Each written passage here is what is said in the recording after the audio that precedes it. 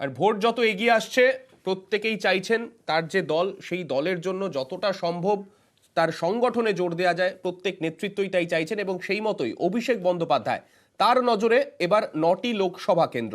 ভোটের আগে কেন্দ্র ধরে ধরে সাংগঠনিক বৈঠকে তৃণমূলের সর্বভারতীয় সাধারণ সম্পাদক। পিছিয়ে থাকা দার্জিলিং, কোচবিহার, ঝাড়গ্রাম, মালদার 2 আসনে বাড়তি নজর দেয়া হচ্ছে অভিষেক বন্দ্যোপাধ্যায়ের তরফে।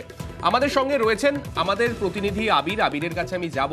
আবির, আজকে আমরা জানি ডায়মন্ড হারবার মানে অভিষেক বন্দ্যোপাধ্যায়ের নিজের যে লোকসভা কেন্দ্র, সেই কেন্দ্রে তিনি সাংগঠনিক স্তরে যাতে মজবুত করা যায় সেই বৈঠক তিনি করবেন। পাশাপাশি আরো বেশ কয়েকটা লোকসভা কেন্দ্রকে তিনি চুজ করেছেন। এই চুজ করার মাপকাঠি কি, মানে কি কারণে এই লোকসভাগুলোকেই মূলত বাছা হলো?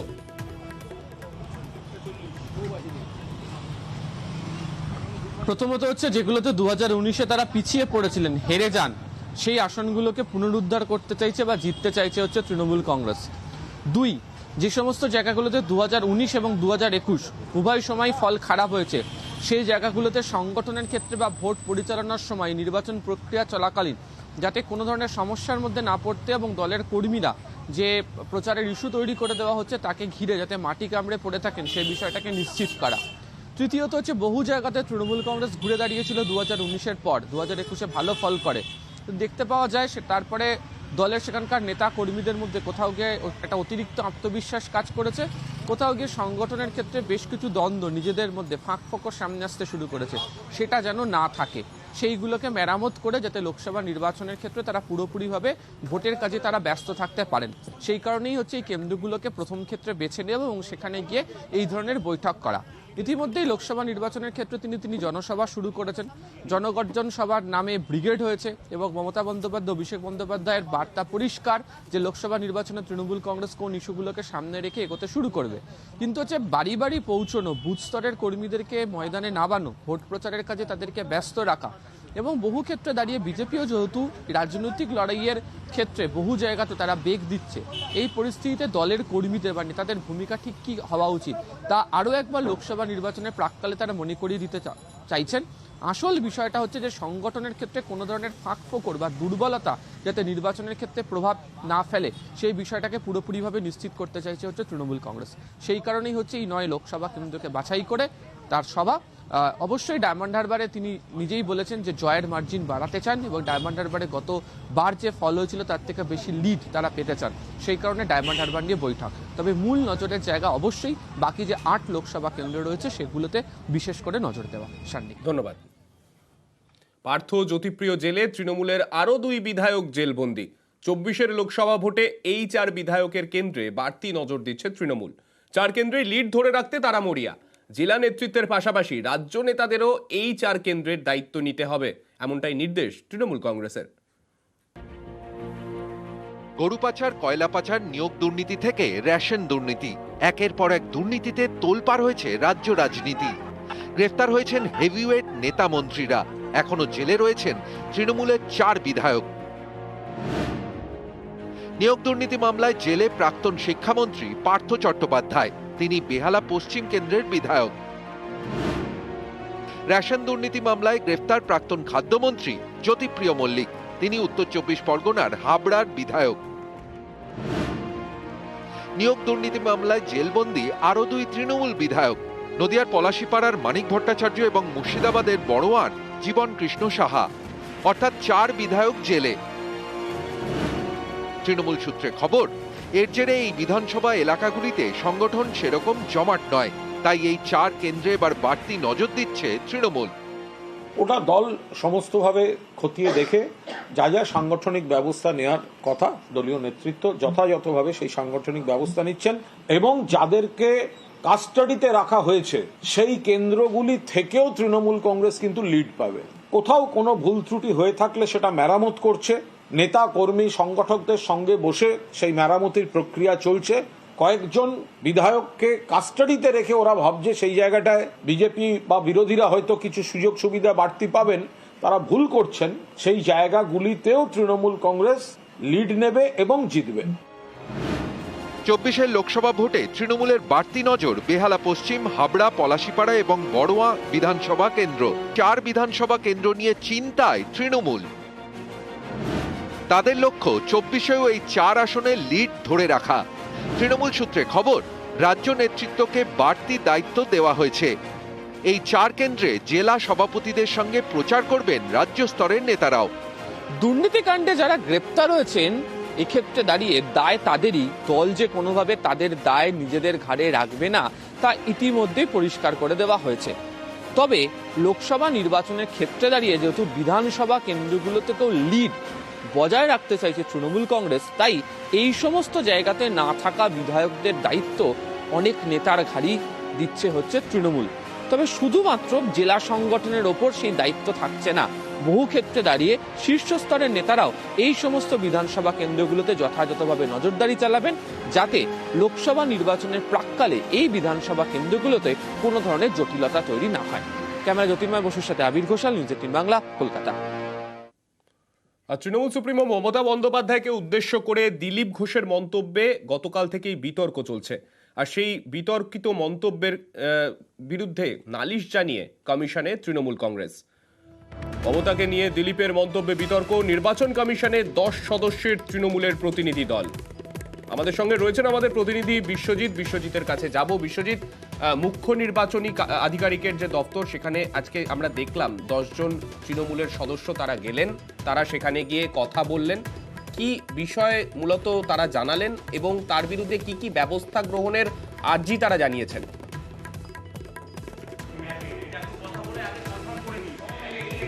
দেখো, মূলত যে নির্বাচনের যে বিধি নিষেধ রয়েছে, অর্থাৎ যে সেইগুলোই তারা উল্লেখ করলেন এবং যে বক্তব্য রেখেছেন দিলীপ ঘোষ, যে বক্তব্য রেখেছেন মুখ্যমন্ত্রী মমতা বন্দ্যোপাধ্যায়ের উদ্দেশ্য করে, সেই মন্তব্যের প্রেক্ষিতে গতকালই একটি চিঠি দিয়েছিল এবং তার প্রেক্ষিতে আজ যে তৃণমূল কংগ্রেসের প্রতিনিধি দল তারা এসে সরাসরি দেখা করলেন এবং যাতে এই মন্তব্যের প্রেক্ষিতে যে নির্বাচনী বিধিনিষেধ, সেই বিধিনিষেধ আরোপ করা হয়েছে, সে তার ভায়োলেশন হচ্ছে সেটা দেখিয়ে তারা মুখ্য নির্বাচন আধিকারিকের কাছে দিলীপ ঘোষের বক্তব্যের জন্য দিলীপ ঘোষের শাস্তির দাবি করেছেন। যে শুধু শোকজ করলে হবে না, শোকজ যে তিনি নানা রকম বাহানা দিতে পারেন, কিন্তু শুধু শোকজ নয়, তাকে নির্বাচনী প্রক্রিয়া থেকে 7 দিনের জন্য সাসপেন্ড করতে হবে এবং তার যে মনোনয়ন প্রক্রিয়া, সেই মনোনয়ন যেন গৃহীত না হয় সেই ব্যবস্থাও সুনিশ্চিত করতে হবে। কারণ তিনি যে মন্তব্য করেছেন তার নির্বাচনী বিধিনিষেধ, সেই নির্বাচনী যে গাইডলাইন, সেই গাইডলাইনের বেশ কয়েকটি ধারাকে ভায়োলেশন করেছে এবং এই বিষয়ে রাজীব কুমার যখন মিটিং করেছেন এবং তিনি যখন প্রেস কনফারেন্স করেছেন তখনও স্পষ্ট জানিয়ে দিয়েছেন যে এরকম মন্তব্য, কারো বিরুদ্ধে ব্যক্তিগতভাবে মন্তব্য বা মহিলাদের ক্ষেত্রে কোনো মন্তব্য, এই মন্তব্য কোনোভাবেই বরদাস্ত করা হবে না। নির্বাচনী প্রচারের ক্ষেত্রে যাতে প্রত্যেক দলের নেতাদের কাছে তিনি অনুরোধ করেছিলেন যাতে এই ধরনের মন্তব্য থেকে তারা বিরত থাকেন। কিন্তু এই দিলীপ ঘোষের মন্তব্য, সেটাকে তুলে ধরেই আজ মুখ্য নির্বাচন কমিশনের কাছে এই আর্জি যে তারা আজকে জানিয়েছেন, গতকাল তাদের নালিশ থেকেই কিছুটা স্পষ্ট ছিল এবং আজকে তারা সশরীরে গিয়ে সেরকমই অভিযোগ আজকে ফের একবার জানালেন মুখ্য নির্বাচনী আধিকারিকের কাছে। আমরা সেই ছবি দেখতে পেলাম। তোমায় অনেক ধন্যবাদ বিশ্বজিৎ। জিনিসই আমরা খুব তথ্যহীন ভাষায় ইলেকশন কমিশনারের কাছে গিয়ে জানিয়েছি এবং 3 ধাপে যাতে ওনার বিরুদ্ধে ব্যবস্থা নেওয়া হয়। এর আগেও ওনার ক্ষেত্রে যেহেতু একই জিনিস বারবার পুনরাবৃত্ত হয়েছে, ফলে আমরা চাইছি যে 3টি প্রক্রিয়া, প্রথমে শোকজ করা, তারপর সাসপেন্ড করা এবং তারপর প্রার্থী পদ বাতিল করা, এই 3টে আবেদনই আমরা করেছি। উনি জানিয়েছেন কেন্দ্রীয় ইলেকশন কমিশনের সঙ্গে কথা বলে এই ধরনের আপত্তিজনক বিষয় থেকে কি করে ওনাকে বিরত রাখা যায় তার সর্বোচ্চ ব্যবস্থা নেবেন। মমতাকে নিয়ে মন্তব্যের জেরে জোরালো বিতর্ক। নাড্ডার নির্দেশে বিজেপির শোকজের পরেই সকালে ঘুরিয়ে দুঃখ প্রকাশ দিলীপের। ভাষা প্রয়োগে অনেকের আপত্তি আছে, দলের নেতৃত্বও নিন্দা করেছে। সেক্ষেত্রে তিনি দুঃখিত জানালেন বর্ধমান দুর্গাপুরের পদ্মপ্রার্থী। তবে একই সঙ্গে তিনি জানিয়েছেন শোকজের উত্তর তিনি দেবেন।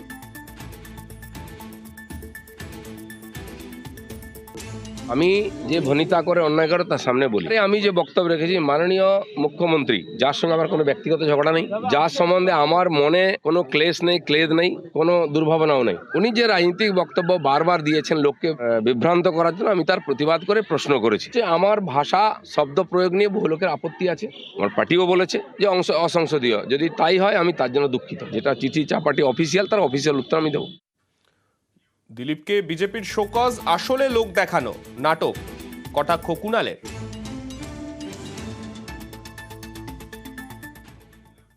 বিজেপির অরুণ সিং এর সাইন করা একটা চিঠি নাকি ঘুরে বেড়াচ্ছে যে দিলীপ ঘোষকে শোকজ করা হয়েছে। শোকজ মানে কি? বিজেপির ওই শোকজ যদি আদৌ শোকজ হয়েও থাকে, ওটা হচ্ছে নাটক, লোক দেখানো, বাংলার মা বোনেদের রোষ, বাংলার মানুষের রোষ, বঙ্গবাসীর রোষ থেকে নজর ঘোরাতে এইভাবে নাটক করেছে তারা। সকালে ঘুরিয়ে দুঃখিত তিনি বললেন, কিন্তু তারপরে ফের ফেসবুকে সরব দিলীপ ঘোষ। তৃণমূল এখন ভিকটিম কার্ড খেলছে, পোস্টে দাবি বিজেপি প্রার্থীর।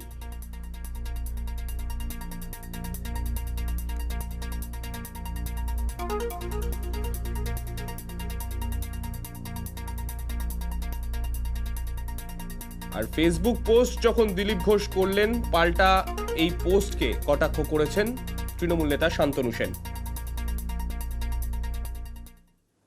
তার কথার মধ্যে দিয়ে তিনি যে অনুতপ্ত বা তার মধ্যে যে অনুশোচনা রয়েছে সেটা একবারও বহিঃপ্রকাশ হয়নি। আর তাকে যে শোকজ করার কথা বলা হয়েছে, বিভিন্ন বিজেপির নেতারাই আবার সোশ্যাল মিডিয়ায় দাবি করছে যে তাকে নাকি শোকজ করা হয়নি। দিলীপ বাবু তার সংস্কৃতি বজায় রেখেছেন এবং তিনি যে দলে বিরাজ করেন সেই দলের সংস্কৃতি তিনি বজায় রেখেছেন। এই দলটা আদ্যপ্রান্ত নারী বিদ্বেষী একটা রাজনৈতিক দল, এটা বাংলার মানুষ লক্ষ্য করছে, এটা দেশের মানুষও জানে। তাই আমি মনে করি দিলীপ বাবু তথা বিজেপির যে কোনো প্রার্থী যেখানেই দাঁড়িয়েছেন, আগামী নির্বাচনে একটি মহিলা ভোটও তারা পাবেন। যুক্তি সাজাতে শিশির উদাহরণ, শিশিরের প্রসঙ্গ টেনে পাল্টা দোষারোপ, মন্তব্য বিতর্কে তৃণমূলকে নিশানা দিলীপ ঘোষের, পাল্টা কটাক্ষ কুণাল ঘোষের। তারই পার্টির এক নেতা, তারই পরিবারের এক নেতা, সে কাঁথিতে দাঁড়িয়ে গিয়ে আমার বিধায়ক দলের নেতার নামে, তার বাবার নামে এর চেয়েও খারাপ খারাপ শব্দ বেরোলো, গালাগালি দেবে। কেন আমার বিধায়ক দলের নেতার কি মান সম্মান নেই? তার বাপ তুলে কথা বলবে? তার বাবা বাংলার একজন বরিষ্ঠ রাজনীতিবিদ, এখনো জীবিত আছেন, তার মান সম্মান নেই? তখন তো ওই টিএমসি কেউ প্রতিবাদ করে না, পার্টি থেকে স্টেটমেন্ট দেওয়া হয় না কেন? সেজন্য রাজনৈতিক বক্তব্য আমি দেখেছি। এই ধরনের যারা শুরু করেছে, রোজ বান্ত করা হচ্ছে। শুভেন্দু অধিকারী পুরুষ বলে তার সম্মান নেই, তার বাবার সম্মান নেই, কেবল মহিলা বলে একজন তার সম্মানের প্রশ্ন উঠবে, যা ইচ্ছা বলতে পারে, কথায় কথায় মহিলা কার্ড বার করা হবে। আমি তারই প্রতিবাদ করেছিলাম। উনি কি শুভেন্দুর বাবার কথা বলছেন? আমি আবার শুভেন্দুর বাবা তুলছি, শুভেন্দুর বাবা তুললাম, যা করার আছে করে নিন। কারণ শুভেন্দুর বাবা শুধু শুভেন্দুর বাবা নন, তিনি একজন রাজনৈতিক নেতা এবং এমন নেতা যিনি বিশ্বাসঘাতকতা করেছেন দলের সঙ্গে। আর ভোট যত এগিয়ে আসে এইরকম বিভিন্ন কুকথা তো শুনতেই পাওয়া যায়। আর সেই কুকথা একজন বলবেন না বললেন কে? তিনি বিজেপির বর্তমান রাজ্য সভাপতি সুকান্ত মজুমদার। কি বললেন তিনি? যে কুকুর তো কুকুরের কাজ করেছে, অর্থাৎ সেই কুকথা না বলবেন বলেও সেই কুকথারই আশ্রয় নিলেন বিজেপির রাজ্য সভাপতি। পার্টি আমরা কোনো ধরনের অকথা কুকথা রাজনীতিতে বিশ্বাস করি না। আমাদের বিরোধীরা করতেই পারে, কিন্তু তার প্রত্যুত্তর দেওয়া উচিত নয়, বিরোধীদের ফাঁদে পা দেওয়া উচিত নয়। কুকুর কুকুরের মতো চলবে, কিন্তু আমাদেরকে তো মানুষ হতে হবে। আমাদের বিরোধীরা প্রধানমন্ত্রীকে কিম্বুত কিমাকার, হদল কুতকুত, স্বরাষ্ট্রমন্ত্রীকে এসব বলতেই পারে না, আমাদের বিরোধীরা বলতে পারে, আমরা তো তাদের মতো নিচু হতে পারি না। আমাদের সঙ্গে রয়েছেন তৃণমূল নেতা শান্তনু সেন। আমি শান্তনু বাবুর কাছে যাব। শান্তনু বাবু, একটা বিষয়, সুকান্ত মজুমদার তিনি বললেন তিনি কুকথা বলবেন না, সেই বিষয়টা তিনি বললেন, কিন্তু বলার পরে তারপরে তিনি বললেন কুকুর কুকুরের কাজ করেছে, আমরা সেরকম বলছি না বা বলবো না। তো এই প্রসঙ্গে সেই একটা কুকথাই সেই সামনে এলো, কি বলবেন আপনারা?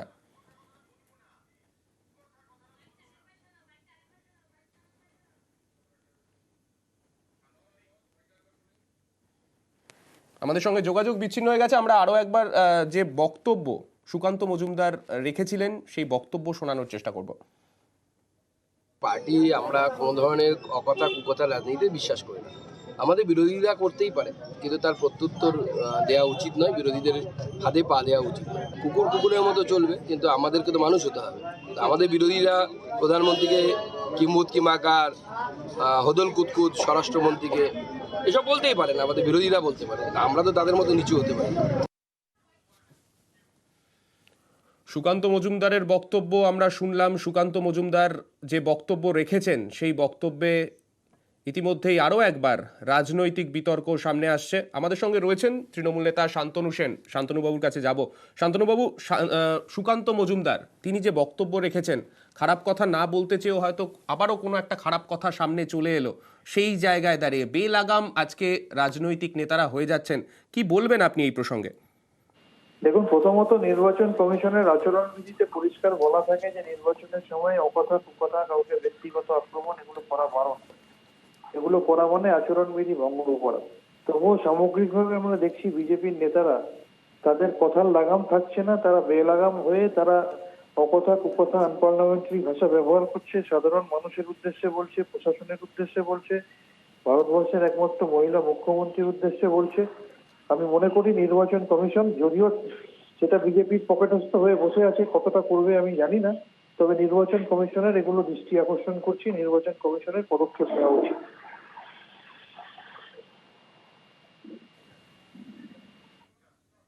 বেশ, ধন্যবাদ শান্তনুবাবু।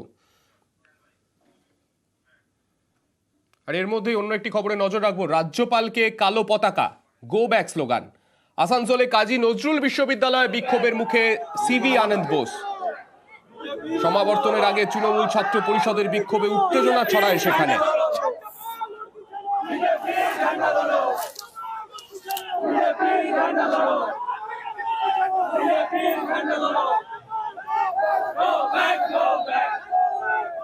আমাদের সঙ্গে রয়েছেন আমাদের প্রতিনিধি দীপক। দীপকের কাছে যাব। দীপক, এই পরিস্থিতি তৈরি হলো কেন? মানে কি কারণে তৃণমূল ছাত্র পরিষদের তরফে এই বিক্ষোভ দেখানো হয়?